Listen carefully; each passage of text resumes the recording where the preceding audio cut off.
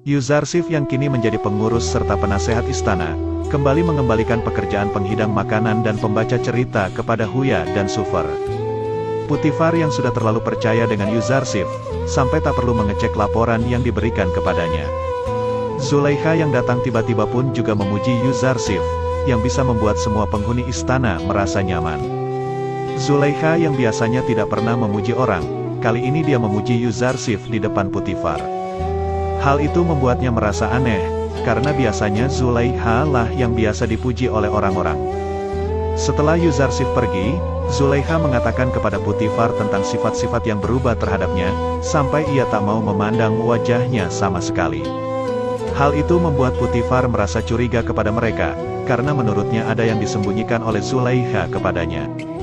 Malam harinya, akhirnya Zulaikha menyaksikan sendiri bahwa Yuzarsif sedang berdoa kepada Tuhan selain Amun. Hal itu langsung membuat Kalimama kembali menghasut Zulaikha untuk melaporkan kejadian itu kepada Putifar dan Anikmahu, agar Yuzarsif segera ditangkap dan dihukum. Akan tetapi Zulaikha malah mengancam Kalimama, jika dia menyebarkan berita itu maka dia akan dibunuh olehnya. Zulaikha tidak peduli dengan keyakinan Yuzarsif, dia hanya peduli bagaimana caranya agar dia bisa mendapatkan hati Yuzarsif, agar menjadi miliknya. Zulaikha yang sudah dikuasai oleh hawa nafsu menyuruh Kalimama segera menghiasi kamarnya seindah mungkin. Dan setelah itu, ia menyuruh Yuzarsif datang ke kamarnya lalu mengunci ketujuh pintu kamarnya itu. Zulaikha ingin membuktikan kepada Yuzarsif, jika dia adalah budak yang harus mematuhi perintah majikannya. Setelah semua kamar sudah dihias, Kalimama segera memanggil Yuzarsif menuju kamar Zulaikha. Sebelum pergi, dia sempat berdoa kepada Allah agar selalu melindunginya, karena tidak seperti biasanya Zulaikha memanggilnya ke kamar tujuh pintu, di mana tempat itu adalah tempat yang bersifat pribadi baginya. Dan Kalimama segera menutup semua pintu, lalu menguncinya rapat-rapat. Setelah Kalimama pergi, Zulaikha mulai menggoda Yuzarsif agar dia mau memuaskan nafsu Zulaikha yang sudah tak terbendung begitu lama kepada Yuzarsif. Tapi Yuzarsif langsung menolak perintah Zulaikha itu, karena dia tidak ingin mengkhianati Putifar yang sudah baik kepadanya. Zulaikha yang sudah dikuasai oleh setan, tetap memaksa Yuzarsif dengan beralasan bahwa seorang budak harus menuruti perintah majikannya. Akan tetapi Yuzarsif lebih mematuhi penciptanya daripada majikan yang hanya menginginkan hawa nafsu setan. Saat Yuzarsif memandangi wajah Zulaikha, dia terlihat sangat buruk rupa, dan mengatakan Yuzarsif akan mematuhi perintahnya selama tidak bertentangan dengan perintah Allah.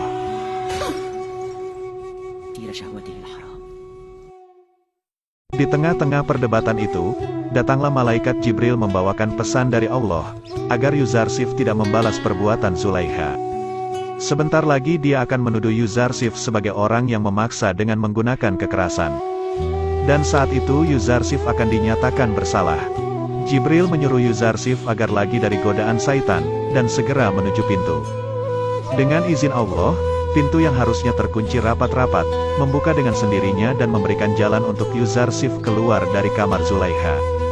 Zulaikha pun terus mengejar Yuzarsif, hingga akhirnya sebelum mereka keluar, Zulaikha sempat merobek baju milik Yuzarsif yang berusaha menariknya. Dan saat mereka keluar dari kamar itu, tak disangka Putifar sudah berada di depan mereka. Putifar yang sangat marah, langsung menyuruh mereka untuk menjelaskan apa yang sebenarnya telah terjadi. Seperti yang sudah dikatakan oleh Jibril tadi, Zulaikha langsung memfitnah Yuzarsif bahwa dia telah digoda dan dipaksa untuk memuaskan nafsu Yuzarsif.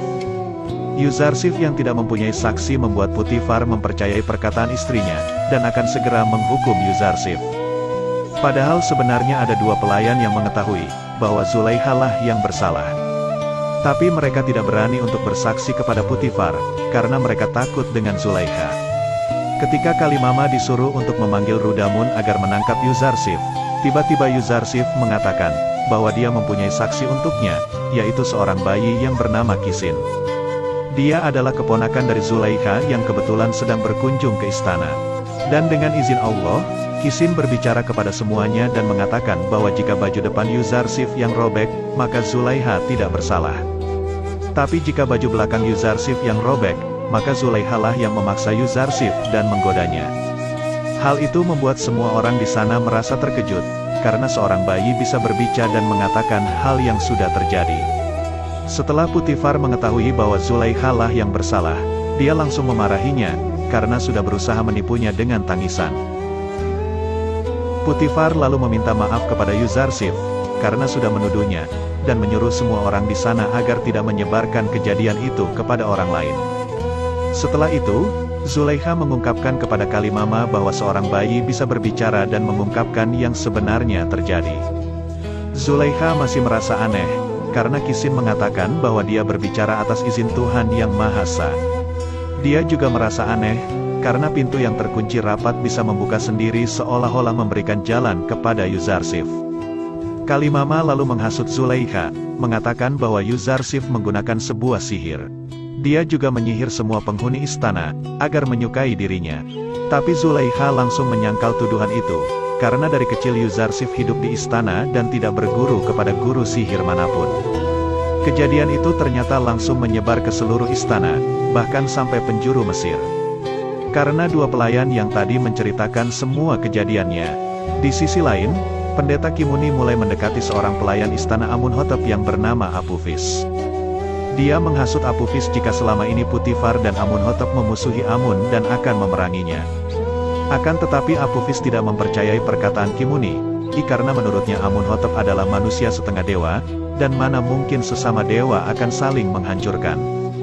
Tapi Kimuni tetap menghasut Apufis dengan mengatakan bahwa Putifar dan Amunhotep sering menghina Amun dan para pendeta kuil. Kimuni juga sempat membahas skandal antara Zulaikha dan budak Ibraninya, yang menurutnya itu adalah kutukan dari Amun untuk Putifar dan keluarganya. Dia juga menyuruh untuk menemui Anikmahu, agar aku bisa percaya bahwa yang dikatakannya itu adalah benar.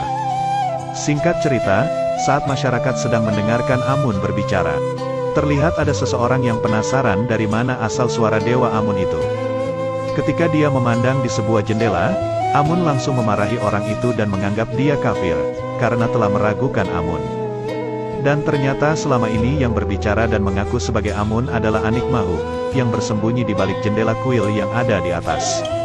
Tapi semua warga Mesir tidak mengetahui hal itu, karena mereka sudah sangat fanatik dengan Amun dan takut akan kutukan darinya. Sementara itu Zulaikha mulai cemas, karena berita aibnya sudah tersebar ke seluruh Mesir. Kalimama juga menjelaskan bahwa seluruh wanita bangsawan Mesir mulai menjelek-jelekkan Zulaikha, karena sudah tertarik dengan seorang budak. Zulaikha pun langsung marah mendengarnya, dan akan membuktikan ke semua wanita bangsawan Mesir, jika mereka di posisinya mereka juga akan melakukan hal yang sama kepada Yuzarsif. Singkat cerita, datanglah Anikmahu ke istana Putifar, untuk menanyakan tentang kejadian skandal antara Zulaikha dan Yuzarsif. Ketika dia sampai di istana, hanya Yuzarsif saja yang tidak memberikan hormat kepadanya. Dan pada akhirnya Anikmahu mengetahui sosok Yuzarsif yang sesungguhnya. Saat Zulaikha dan Putifar menemui Anikmahu di kuil Amun, Anikmahu langsung memarahi mereka, karena telah berbuat hal yang tidak terpuji.